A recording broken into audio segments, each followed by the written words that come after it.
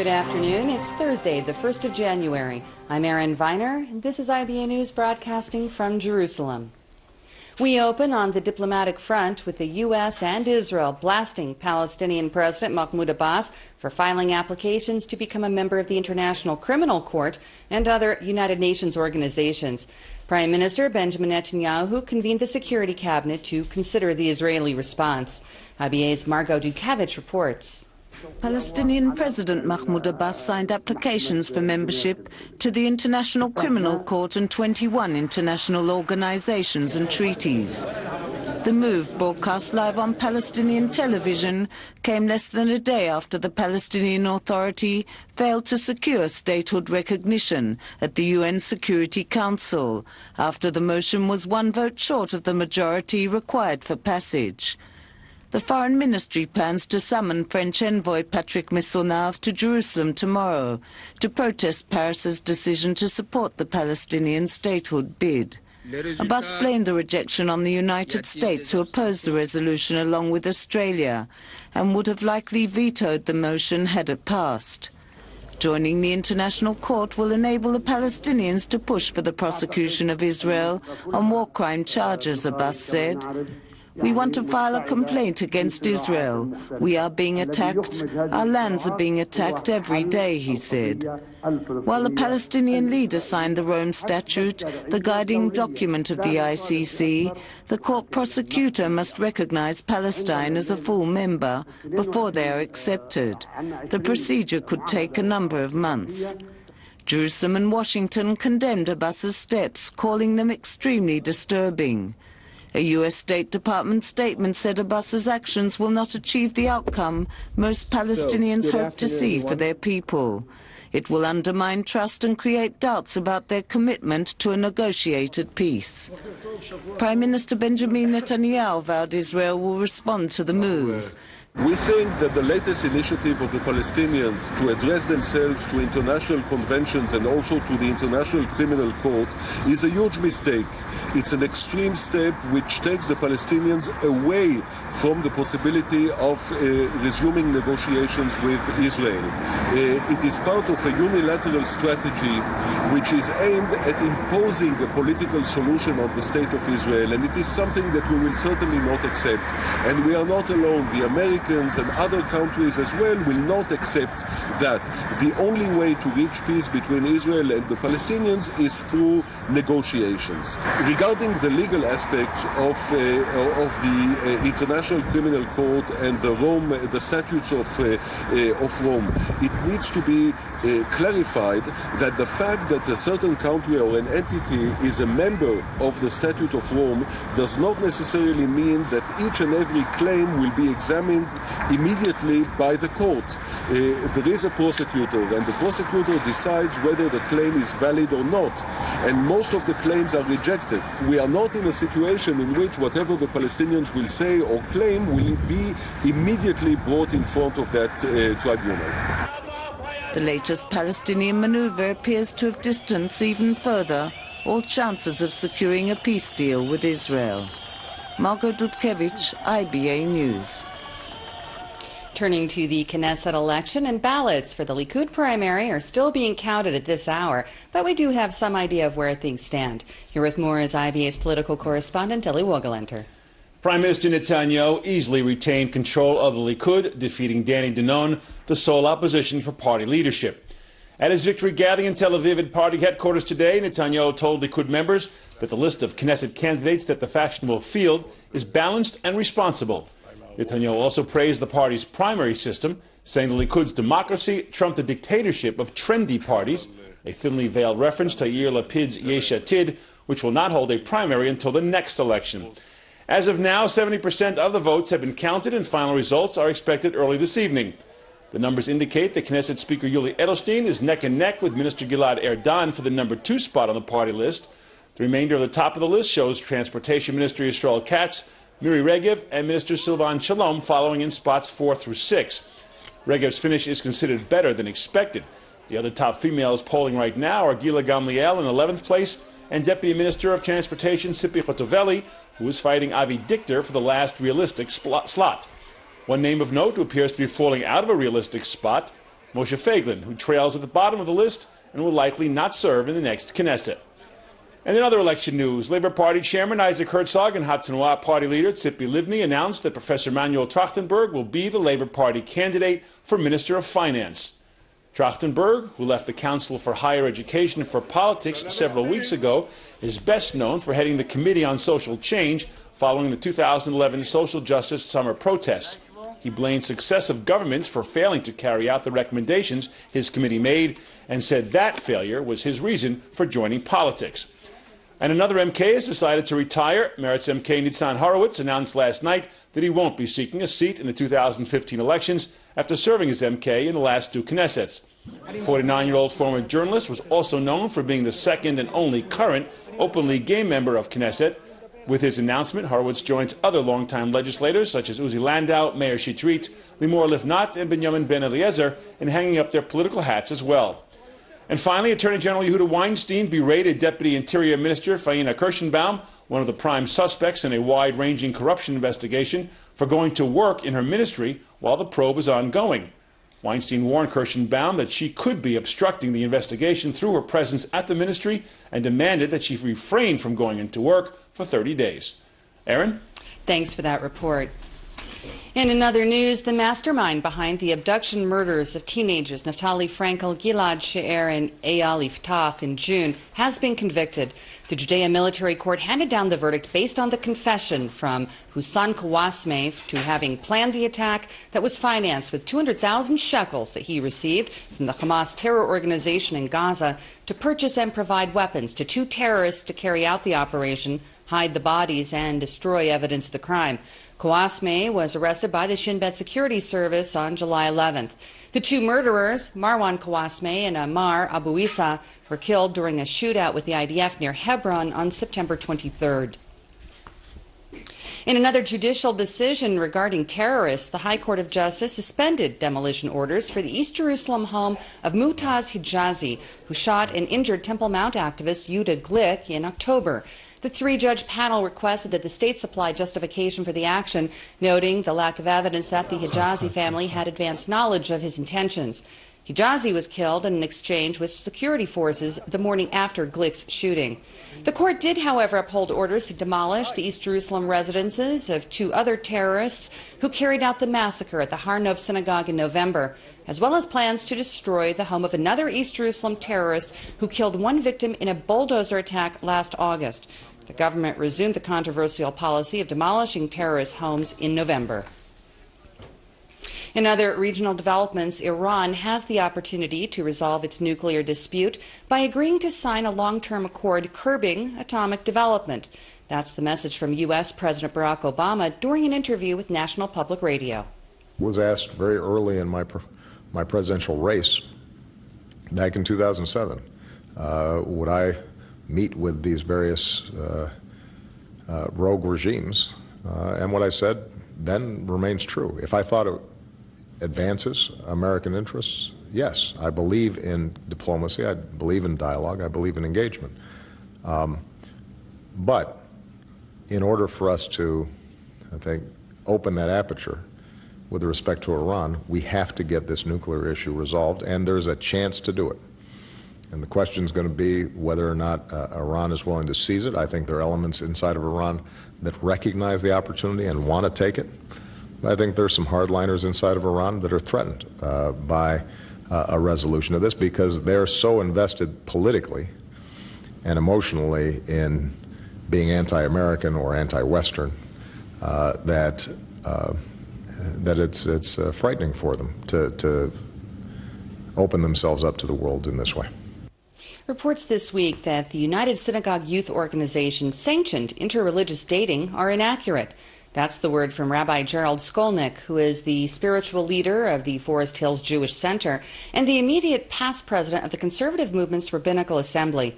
Rabbi Skolnick told IBA Steve Leibowitz that American Judaism is challenged to encourage its young people to marry within the fold.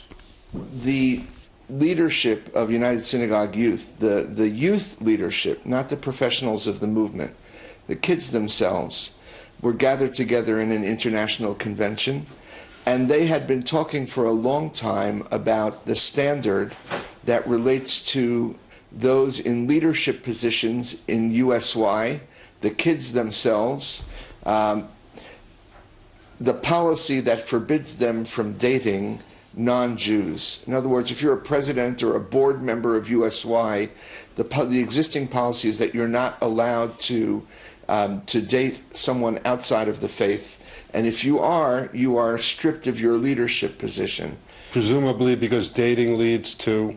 Well, I think the whole raison d'etre of USY is to create a social milieu within which Jews meet other Jews, and it facilitates in marriage and in socialization as opposed to reaching outside of the community. The best of my understanding, and I know and have spoken with the leadership of the movement on this, is that the kids never intended to sanction interfaith dating. What they were trying to do was to temper the message that was sent to those USY leaders who may have been dating someone outside of the faith, that rather than expel them immediately from USY, to work with it more creatively and a little bit more compassionately. Their concern is that if the first thing that happens when a youngster deviates from the prescribed norm is that they get thrown out, that alienates them. It doesn't do anything in terms of keeping them within the fold. It just teaches them to be angry at the establishment and to say, well, if that's your attitude, then I want no part of this.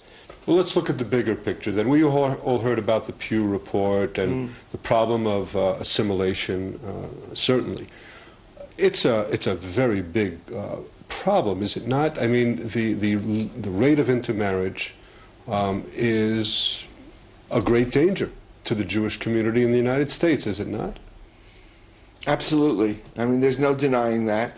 I think that the intermarriage rates in different parts of the United States are different. The Pew Report gives you a kind of generic average figure of intermarriage, which is pretty high, somewhere between 40 and 50%, if I'm not mistaken.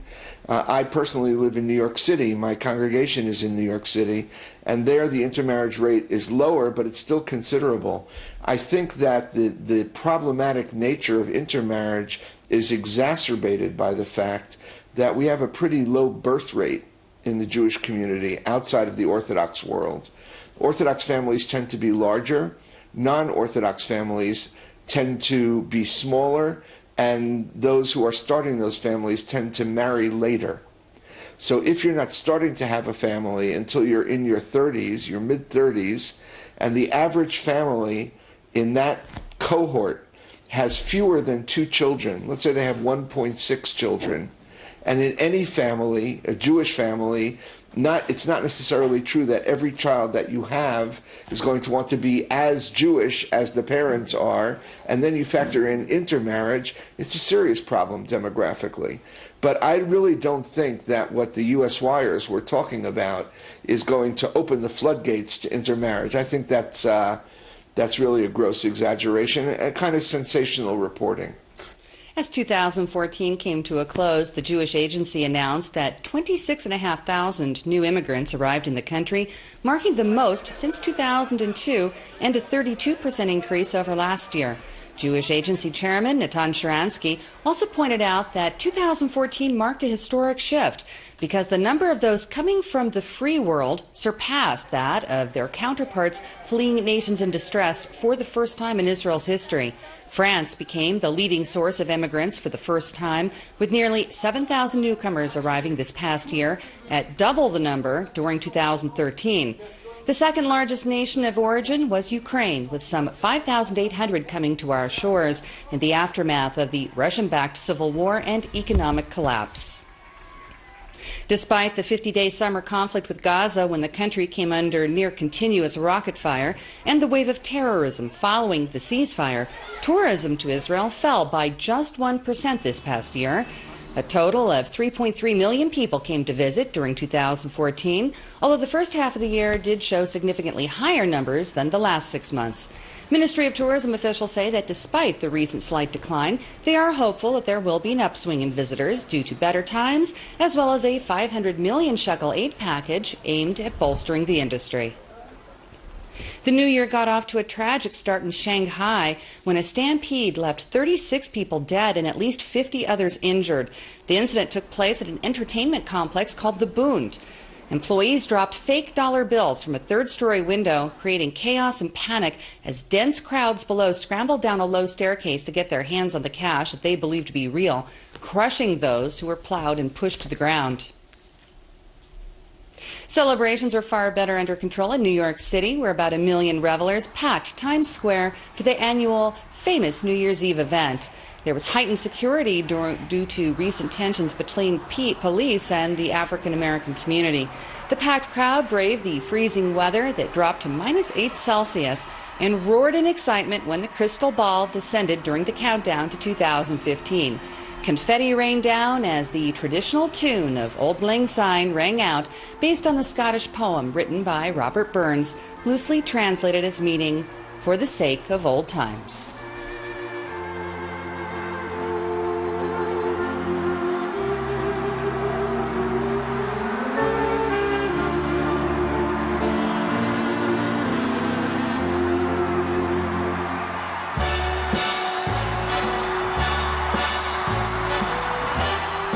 Probably the best New Year's fireworks display here at home was over the skies of Nazareth.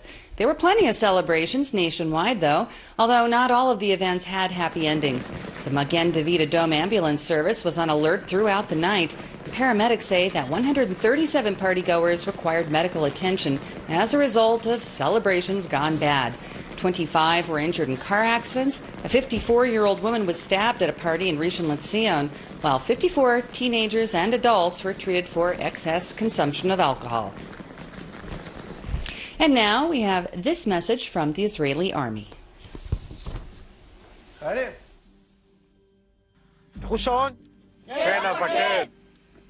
לצורך המשימה הבאה,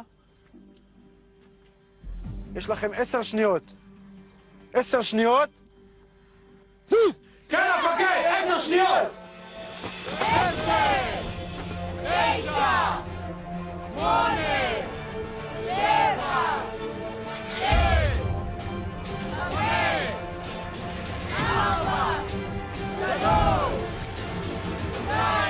2, 1.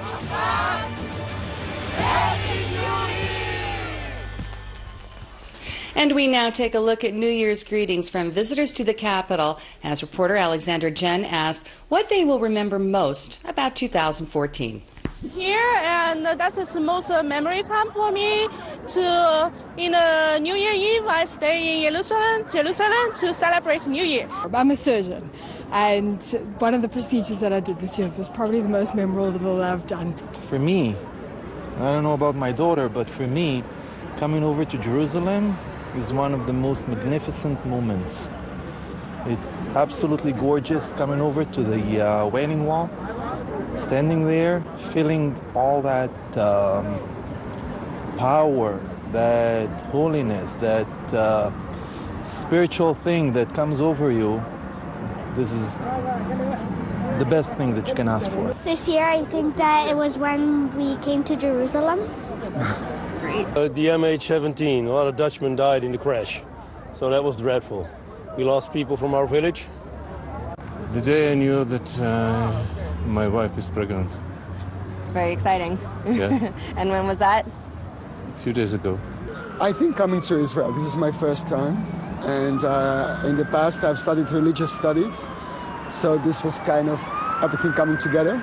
I think one of the most memorable things is coming to Israel here and having a very wonderful vacation and seeing how great the country is doing.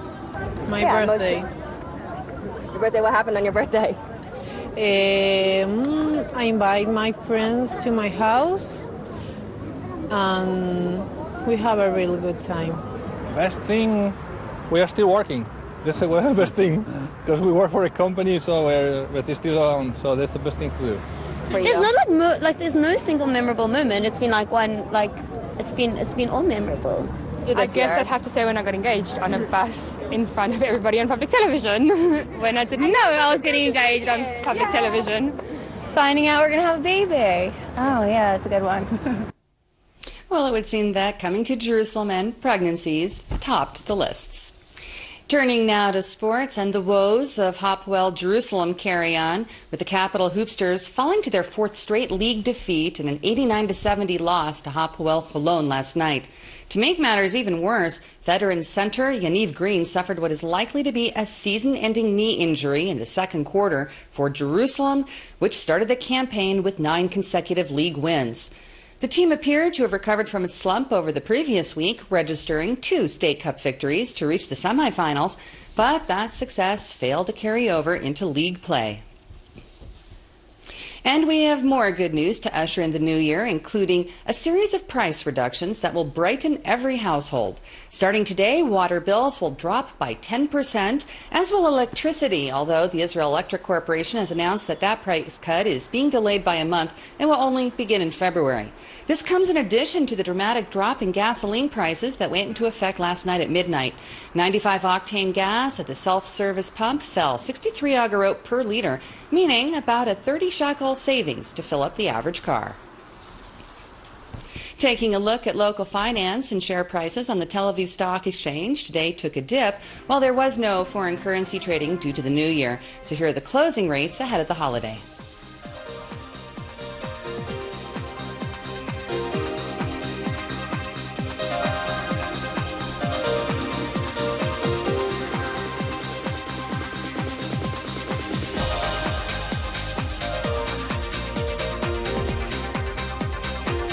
Turning to the weather, and it looks like a stormy weekend is ahead of us. We can expect chillier temperatures tomorrow with light rain showers in the north and along the coast, and even colder conditions on Saturday, accompanied by strong winds, heavy rain throughout the country, and snowfall on Mount Hermon.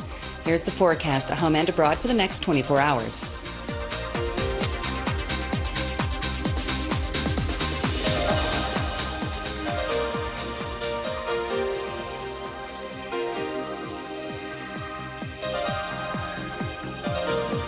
Thank you for being with us this afternoon. I'll be back tomorrow to bring you the latest breaking news from Israel. We now leave you with more scenes of the New Year's Eve celebrations in Times Square, where couples kissed to the recorded music of Frank Sinatra singing New York, New York. I'm Erin Viner, wishing you a very happy 2015 and shalom from Jerusalem.